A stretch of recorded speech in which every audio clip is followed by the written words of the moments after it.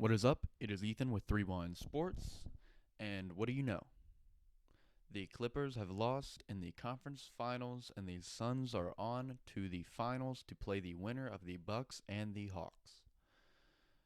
I'm not gonna say I called it, but I did call it. Not on here because this wasn't even running yet, but on my TikTok. Yeah, I have a TikTok, 3 Wine Sports, yada yada. I did say that the Suns would win this in 6. Now, that was assuming that even Kawhi would be back by now. He never showed up. He was obviously hurt. So the Suns played a Kawhi-less Clippers team and are now in the finals.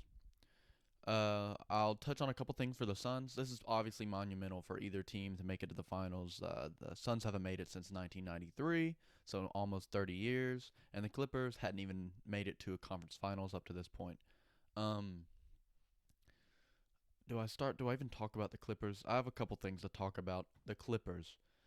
Paul George is the most inconsistent superstar of all time. I think he's gonna go down in history as a guy who could never get it done. And I like the guy. I do like him. I wish he, had better luck or just played better at times. But you just can't help him. He just has these moments where he's just not very good. Um, he was great in those games against the Jazz, but since then he's been off and on. Uh, Kawhi, I'm not positive he can lead a team to a championship anymore with his injuries. He's just not healthy. Just not a healthy guy. I think the same thing goes for like LeBron. I just don't think they're gonna stay healthy long enough to lead a team to a championship. I just don't think it might not be smart to build your team around a guy like that, who when they're healthy is 100% a championship option, but when they're not healthy, which is more often than not, they're kind of hindering your success because you're spending so much money on a guy that your team isn't all that deep. Speaking of the team being deep, you got to give a shout out to Reggie Jackson, who has had one of the best playoff runs this year. That's not crazy to say, right? Thinking about players, a definitely non-superstar playoff run, I would say he's probably number one. Cam Payne was up there, but then he got hurt and he's had a little iffy couple games. But yeah, Reggie Jackson's had a great run. Marcus Morris played very good. He was the leading scorer for the Clippers in this one. Um, but yeah, the Clippers. They're gonna have to figure it out for next year. You can't spend so much money on two guys like that. Two guys you got in free agency. Well, actually, no, they traded for Paul George, but Kawhi got free agency. It's just you can't spend that much money on guys like that and then not get past the conference finals. They're gonna have to they're gonna have to figure it out. As far as the Suns go, I have a couple things I want to talk about that aren't really related to the game, but I'm going to talk about this first. They had a really good game, really good team game. Where the Clippers looked like they were off and on and here and there. The Suns were locked in all night. CP3 obviously had one of the biggest games of his career, probably the most important game of his career.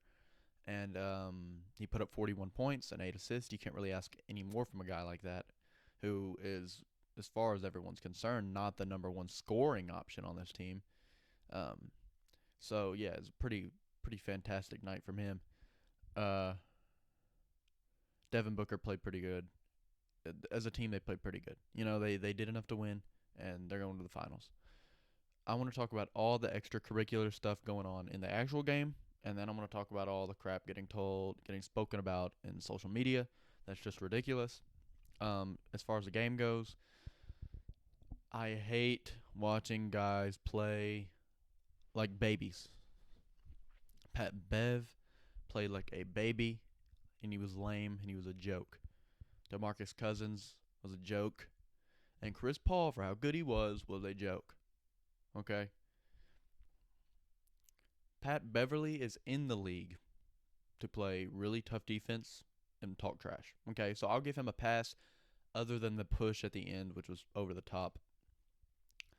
DeMarcus Cousins, not so much. He's just in the league to be a basketball player, and on the side, he also does his extracurricular crap, and he's always done it. And the same goes for Chris Paul, where he's just kind of a jerk. Um, it's just lame to watch. Like, it's just, I get, like, the stuff. I'm not even going to talk about Cousins. I'm not even going to talk about Pat Bev. I kind of covered them as much as I want to. The stuff that Chris Paul does to get other people's skins, I get it's smart to do it. He's a smart player with a high IQ, but it's so lame to carry yourself like that. It just is. And it's just lame to be a jerk like that all the time. especially when you can, it's different to be a jerk when that's all you're good at, right, Pat Bev? But when you can actually prove yourself on the court and you're still a jerk, like, cut it out. It's just lame, you know. He didn't have to do that stuff to win this game. He really didn't. They would have won this game either way because the Clippers just didn't play good enough. So it was just kind of lame. I'd rather not see it, and I hope he doesn't do it in the finals against teams with guys that are cool. You know, I mean, maybe Trey will go villain again, like he did in the first two series, but probably not. So we'll see. But as far as that goes, it's kind of lame. I want to talk about and this might be the last thing I have to talk about. This might not even be a 10-minute video. Um, no. Two more things. Chris Paul's career and Devin Booker's career up to this point. I should have covered this before that, but I don't really care. Chris Paul has had an incredible journey to get to this point. All those years in New Orleans, rotting away, never having any team success, always been great. Goes to the Clippers, kind of the same deal with a little bit more team success, but of course they never get to the conference finals. It's tough. He goes to the Rockets to play alongside Harden.